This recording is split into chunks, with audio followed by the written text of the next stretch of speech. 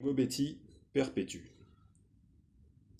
Anne-Termelen, la première ville depuis Oyolo, érigée en sous-préfecture par l'indépendance, un ciel assez ensoleillé succéda à la matinée vaporeuse.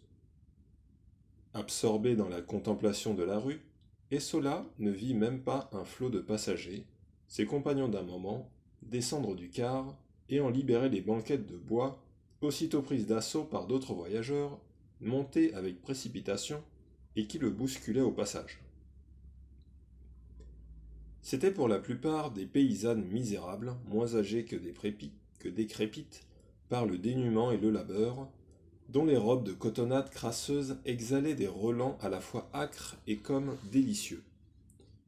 Rien ne paraissait avoir changé, excepté les interminables terrasses couvertes précédant les bazars en rez-de-chaussée, qui étaient maintenant totalement désertes, pour ainsi dire nues. Autrefois, ces emplacements étaient occupés par des artisans couturiers, hommes penchés sur des engins au perché, femmes presque accroupies et actionnant la manivelle d'un petit Singer posé bas sur une caisse d'emballage, au milieu des pratiques qui les observaient avec une attention anxieuse et dont le grouillement disparu lui parut soudain avoir symbolisé le bonheur. Cette découverte le fascinait et le tracassait. Que s'était-il donc passé? Il était tenté de penser que cette disparition était liée de quelque façon à la répression des rubénistes, comme chacune des singularités qui pouvaient alors s'observer dans tout le pays et même à Mimbo, dans l'Est qui, cependant, passait être pour une région arriérée et facile pour le régime de Babatura. Peut-être l'obligation faite à chacun de porter un sauf-conduit et une carte d'identité en décourageant les villageois de s'éloigner de chez eux.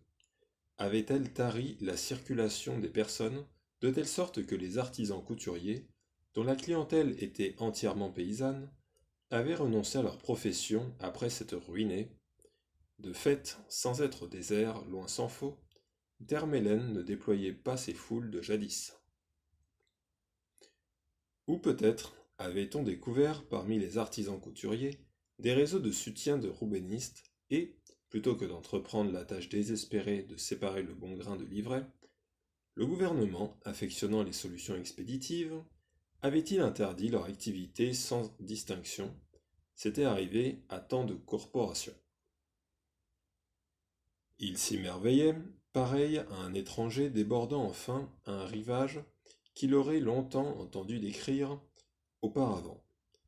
Abasourdi de le trouver si ressemblant à l'image qu'il s'en est forgée, il gorge ses regards de cette profusion de teintes à la fois neuves et coutumières, ses oreilles de ces bruits et de ces sons si plaisamment insolites, ses narines de la rude caresse de ces senteurs, à voir ses enfants dépenaillés et dépustailleurs, ces jeunes femmes pieds nus, robes de cotonnade délavées, un nourrisson sur le dos, ces petits employés pharaons engoncés dans leurs chemisettes amidonnées.